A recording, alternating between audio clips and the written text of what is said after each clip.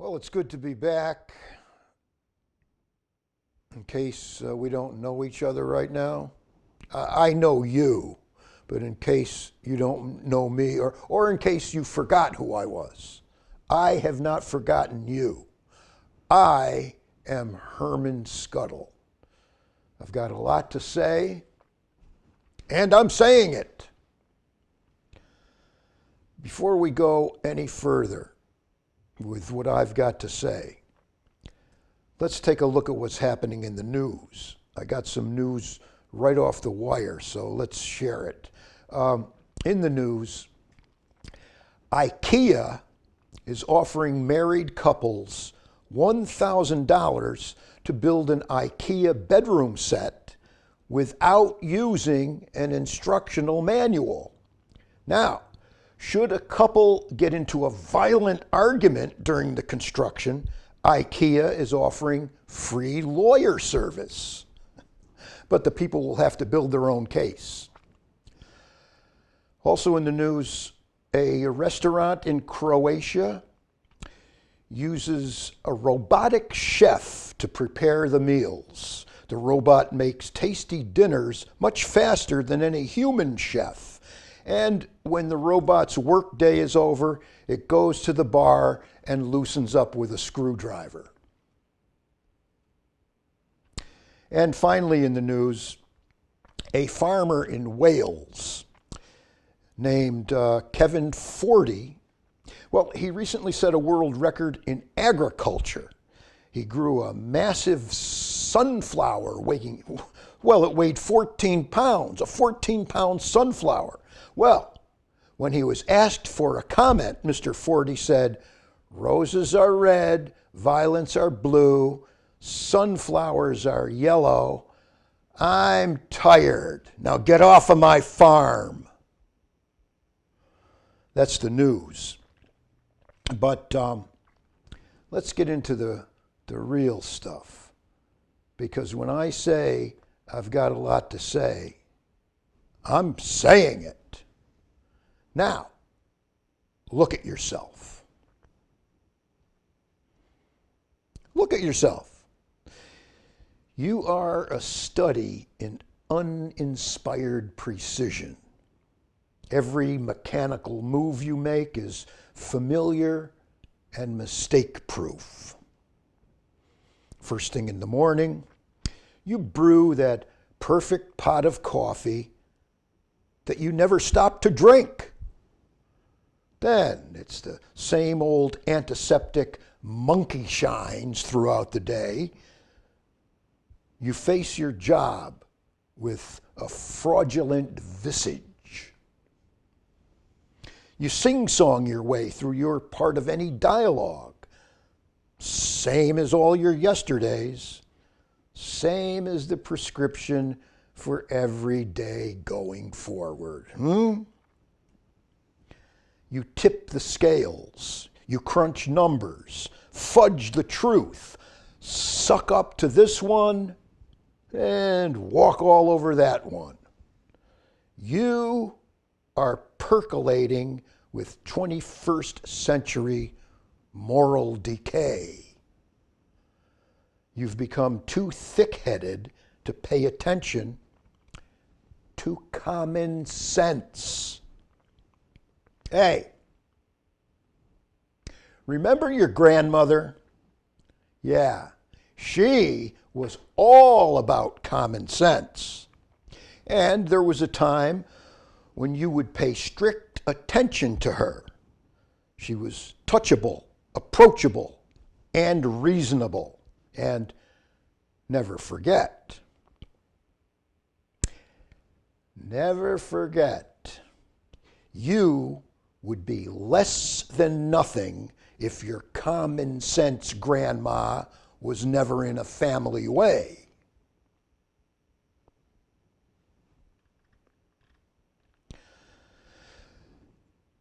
Yes, and there you were this very morning. You tasted your first cup of coffee, and you stared out your kitchen window. And there was a mattress in the middle of the road. It looked like a queen-size mattress. Maybe it fell off a truck. Or perhaps somebody dumped it there. Well, how else could a mattress get from a bedroom to the street? So you just were there, you took another sip of your coffee, observing all of this. And you said to yourself, hey, wait a minute, it's been a long time since I paid any attention to local politics. Ain't that the truth? Yeah. Well, you said to yourself, maybe the Board of Selectmen ruled that mattresses must be used now to cover potholes. But then, something was falling out of the sky, and it was landing on that mattress in the middle of the road. Was it the village idiot pretending to be a performance artist? Or was it a performance artist acting like the village idiot? Either way, the mystery was solved. The guy just needed a soft place to land. Like most of us.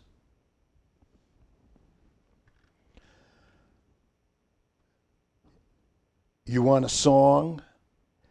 You want me to give you a song? What a coincidence. I wrote a song just last night, just for you.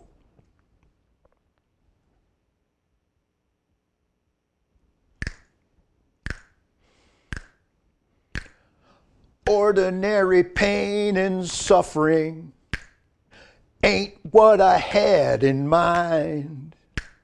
I need to see you almost dead. It's the only way that I can unwind. So if you love me, if you love me, if you love me like you say you do, dive head first into an empty swimming pool. Dive head first into an empty swimming pool. Dive head first into an empty swimming pool.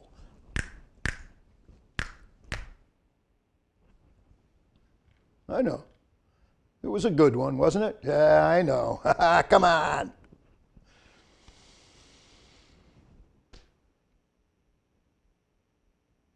Ever have a nickname? I mean, did you ever have a nickname? Maybe you had a nickname and it stuck with you all of your life. Yeah. But me, nope, I never had a nickname. But I've been called names, filthy names, over the years, and, well, nothing stuck. Like, plenty of people called me a stupid jackass. And with those same plenty of people, I just considered the source. So what? Unexpectedly, though, the women at Laurie's Coin Op on North Street have dubbed me KTC. KTC. That's what they're calling me now, KTC. Because every 2 weeks, I drop off my big bag of underwear and t-shirts, socks and towels, sweats and jeans, ski masks and rope garottes and blood-spattered hoodies. Well, I pick it up the very next day, all of it, fluffed and folded, and it always comes to $13, $14. And since I've accrued a fat bank account here in my old age, I put down a 20 and I say, keep the change. Well, Natalie and Heather and Lori, they like that. Keep the change. They like it so much, now they call me KTC. Well, Ain't that something? Ain't that a load off my mind? I thought I'd throw in the towel before ever earning a good nickname.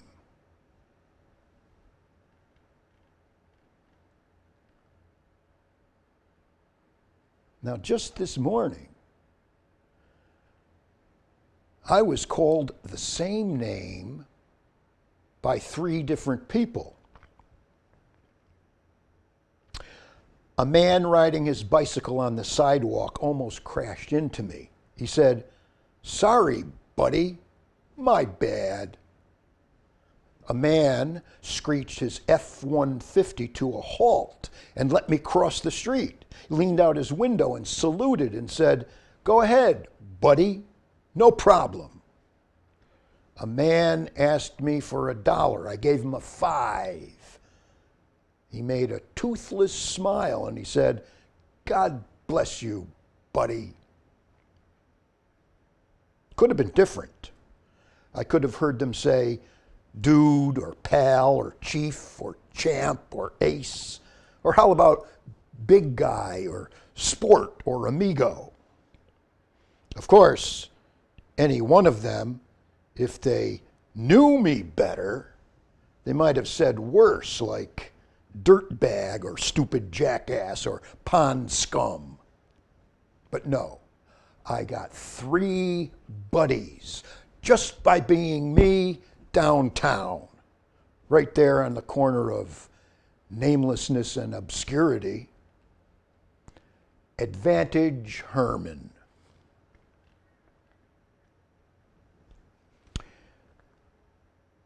I'll tell you now about what's her name, and chances are there's a what's her name in your life. Maybe, maybe not. But for no reason that I'm aware of, my dear friend, what's her name, sent me a wonderful gift. But why? I mean, it's nowhere near my birthday, not even close to my getting sober anniversary.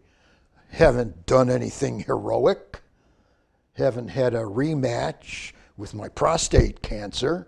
No births in the family, not as far as I know. I didn't win the Pulitzer. No invitation to the White House. I haven't been declared sexiest man alive. So, what was this unsolicited gift from what's her name?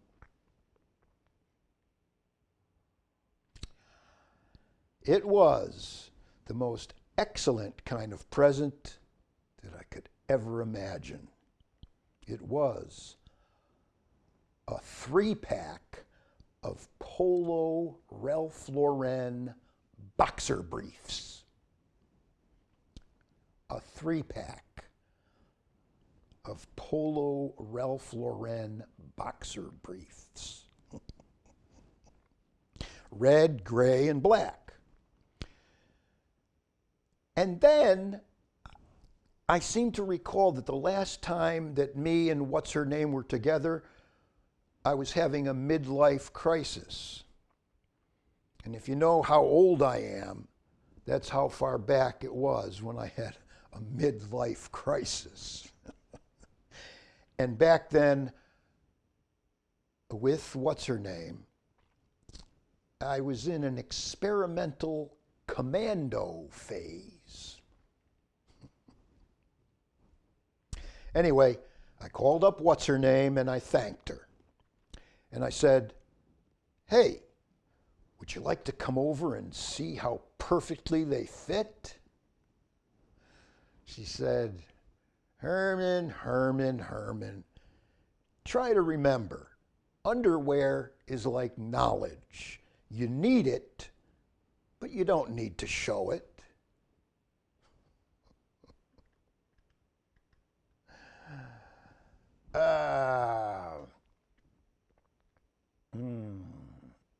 Oh yeah, here's the part where I have to do something here that I really don't like, but I'll do it anyway. What I'm referring to is correspondence. I beg you, don't try to get in touch with me and send me notes or texts or letters or anything. I don't need it. I don't like it. Yet, when I say that all the time, I still get correspondence. I'm going to nail it down to just 3 that I got. Oh, this one is from someone named Patsy Cumberbund. Patsy Cumberbund from Pittsfield. Patsy says, I just got a new dog. Actually, he's an old dog that I rescued from the animal shelter. The dog keeps kissing me, and I keep kissing him. Could this be unhealthy for the both of us? Well, if you get sick, you can always take antihistamines. Let me know. Let me know how it works out. Because if you do get sick, you can take antihistamines. Next, from Arnold Smorgasbord from Chesterfield, Massachusetts, says, my research shows that Bigfoot doesn't really exist. I think what people are seeing as Bigfoot is actually black bears walking on their hind legs. What do you think? Well, maybe that's true in America, but in Europe, a Bigfoot does exist. It's known as Big Meter. And finally, in the correspondence, one from Sinbad Otherwise. Sinbad Otherwise from North Adams. He says, my life has been devoted to collecting 4-leaf clovers. I have an immense collection of 4-leaf clovers, but I'm very bored. And I think I've wasted my life with this hobby. What should I do? Mix your 4-leaf clovers with some poison ivy. It might give you a rash of good luck.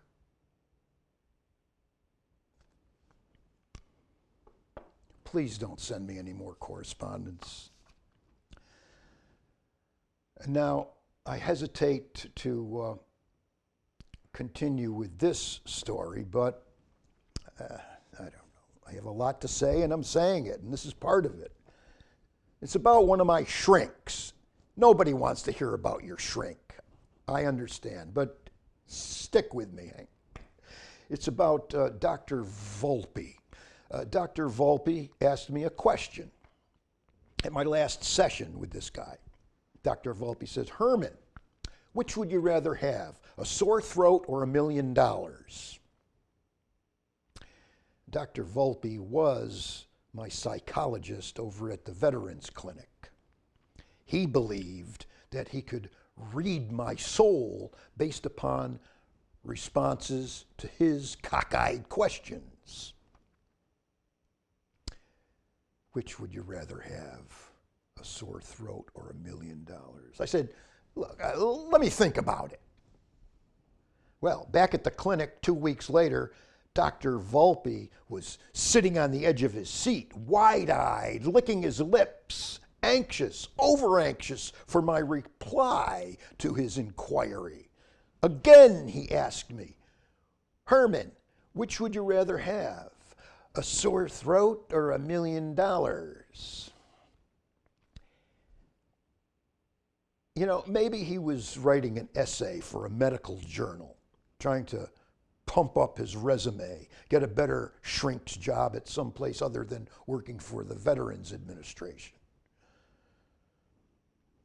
I told him, obviously the $1 million would give my shabby lifestyle an upgrade. New best friends would rise from the cracks in the sidewalk. And what's not to like about suddenly being rich?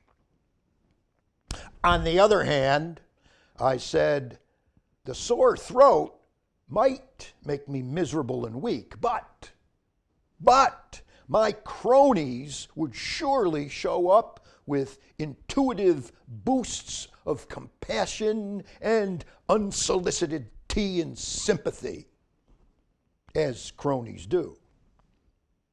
And those are things that money can't buy.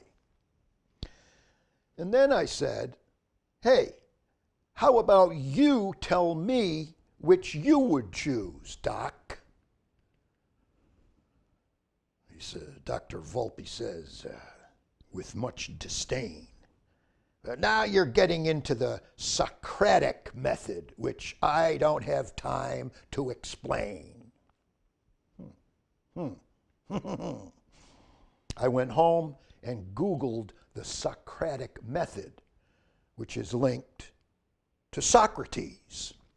And I found a famous quote by Socrates. Socrates said, "The only true wisdom is knowing that you know nothing," which I immediately text to Dr. Volpe, whose services I no longer need.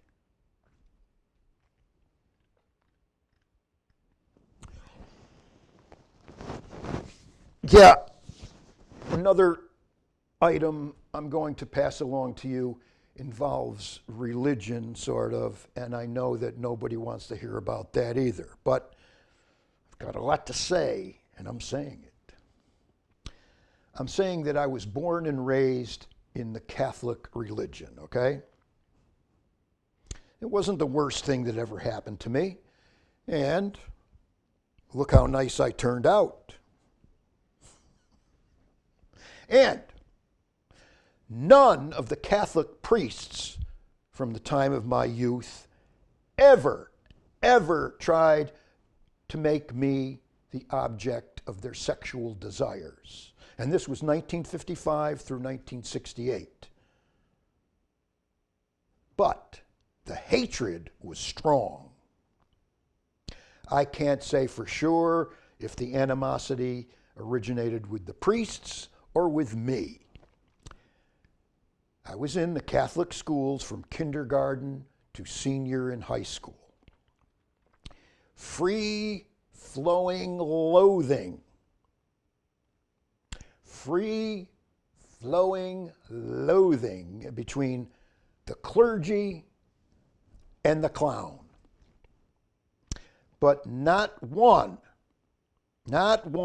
ever tried to jump my bones. Extreme dislike made a priest, high school principal. In the Catholic high school I went to, the principal was a priest. So extreme dislike made a priest, high school principal, suspend me because he blamed me for being the ringleader of a weekend beer party in the woods. I told this priest, high school principal, that I spent that weekend with my dad mowing lawns for rich people at Candlewood Lake. Rich guys like Angel Lopez being the manager of Kid Gavilan, the welterweight champ. But this priest, high school principal, insisted that I was lying. He called in my dad. He forced my dad away from his automatic screw machine at the Amphenol factory, made him come to the Catholic high school office. And my dad backed up my story, which was pure truth. Yet, this priest, high school principal, refused to believe my dad, even questioned my dad's faith, which made my dad's fist clench like Kid Gavilan's. Well, there was no suspension. But I spit on the ground whenever this holy man came within spitting distance. Eventually, though, this priest, high school principal, expelled me for sitting backward in class eating popcorn. Beautiful. But let me make this perfectly clear. No Catholic priest ever tried to do anything squirrely with me. Good old-fashioned hate prevented that kind of thing from ever happening. 3 minutes. The guy says 3 minutes. The guy says 3 minutes. Yeah, speaking of hate, by the way, I don't want you to think I'm glorifying hate here. But because, look, at my age, it's way too late to hate anything or anybody. See, I used to hate Canada geese, but that one lonesome goose who spent the fall and winter down at Silver Lake all by herself, we became good friends. And I used to hate Jane Fonda. But we more or less forgave each other about all that Vietnam rigmarole. And I used to hate Red Bull. But these days, Red Bull is my lifeblood. Yes, I've been emptying hard feelings all over the place, bit by bit, because it's never too late to drain the hate.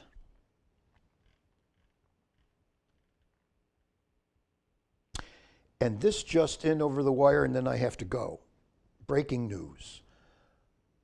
A young man visiting Ground Zero in New York City, where the Twin Towers were bombed, he was asked if he remembered where he was on 9/11/2001. The man said, "Actually, I was born on that day, but I vaguely recall a doctor's hand slapping my twin fanny cheeks." This is Herman Scuttle. So long until next time.